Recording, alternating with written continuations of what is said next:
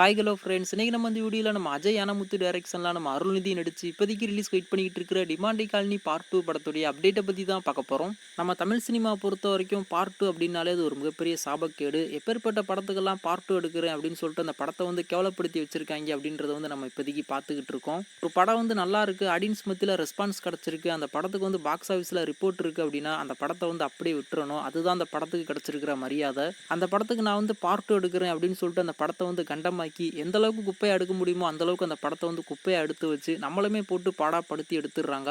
இப்படி இருக்கிற ஒரு நிலைமையில தான் இப்போ இந்த டிமாண்டி காலனி படத்துடைய செகண்ட் பார்ட்டை தியேட்டரில் கொண்டு வராங்க. ஆகஸ்ட் 15ஆம் தேதி இந்த படத்தை தியேட்டரில் கொண்டு வரும் அப்படின்றத படத்தரப்புல இருந்து இப்போதைக்கு அஃபீஷியலாக கன்ஃபார்ம் பண்ணியிருக்காங்க. இந்த படத்துடைய ஃபர்ஸ்ட் பார்ட் ரிலீஸ் ஆகி ஒரு மிகப்பெரிய ஹிட்டு, ஒரு பயங்கரமான த்ரில்லிங் எக்ஸ்பீரியன்ஸாக அந்த படத்தை கொண்டு வந்திருந்தாங்க.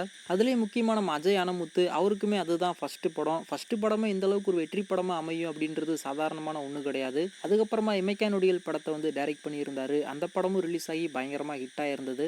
அதுக்கப்புறமா நம்ம விக்ரம் அவருடைய ஜாயின் பண்ணி கோப்ரா படத்தை டைரக்ட் பண்ணியிருந்தாரு. அது என்னமோ ஒரு மாதிரி போய் முடிஞ்சிருச்சு. இப்போ இந்த டிமாண்டி காலனி படத்துடைய செகண்ட் பார்ட்டை எடுத்து வச்சிருக்காரு. அது எப்படி இருக்க போகுதுன்னு சொல்லிட்டு தெரியல. இதெல்லாம் மட்டும் இல்லாமல் நம்ம பிரியா பவானி சங்கர் அவங்களுமே இந்த படத்தில் இருக்காங்க. சமீபத்தில் அவங்க நடிச்சு வெளிவந்த எந்த ஒரு படமும் உருப்படியாக ஒன்றதா சரித்திரமே இல்லை. அவங்க ஒரு அன்லக்கி அப்படின்ற மாதிரி சொல்கிறாங்க. அவங்க ஒரு படத்தில் இருக்காங்க அப்படின்னா சொல்லவே வேண்டாம், அந்த படம் நிச்சயமாக ஃப்ளாப்பு தான் அப்படின்னு சொல்லிட்டு ஆடியன்ஸ் எல்லாருமே ஒரு முடிவுக்கு வந்துட்டாங்க. இந்த படம் வெளிவந்து ஒரு மிகப்பெரிய ஹிட் ஆகி நம்ம பிரியா பவானி சங்கர் அந்த ஒரு சாபக்கேடுல இருந்து வெளிவந்துருவாங்க அப்படின்ற மாதிரி தான் நான் எதிர்பார்க்குறேன். வெயிட் பண்ணி பார்க்கலாம். இன்னைக்கு இந்த டிமாண்டி காலனி பார்ட் 2 உடைய ஒரு அஃபீஷியல் ட்ரெய்லரை படத்தரப்புல இருந்து கொண்டு வந்திருந்தாங்க. கண்டிப்பாக நீங்கள் எல்லாருமே அந்த ட்ரெய்லரை பார்த்துருப்பீங்க.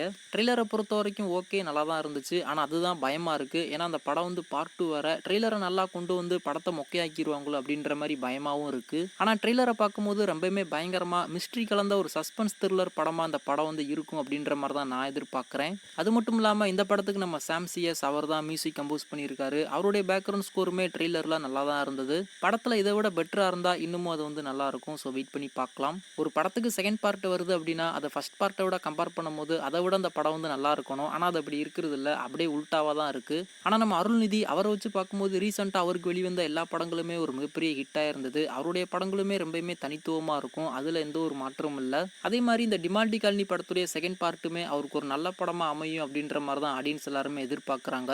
கண்டிப்பாக அந்த ஒரு எதிர்பார்ப்பை இந்த படம் நிச்சயமாக ஃபுல்ஃபில் பண்ணுற விதமாக இருக்கும் அப்படின்ற மாதிரி தான் நான் எதிர்பார்க்குறேன். ஸோ உங்களுக்கு இந்த டிமாண்டி காலனி பார்ட் 2 உடைய ட்ரெய்லர் எப்படி இருந்துச்சு? நீங்கள் இந்த படத்துக்கு எந்த அளவுக்கு ஈகராக வெயிட் பண்ணிக்கிட்டு இருக்கீங்க அப்படின்றத கீழே மறக்காம கமெண்ட் பண்ணுங்கள்.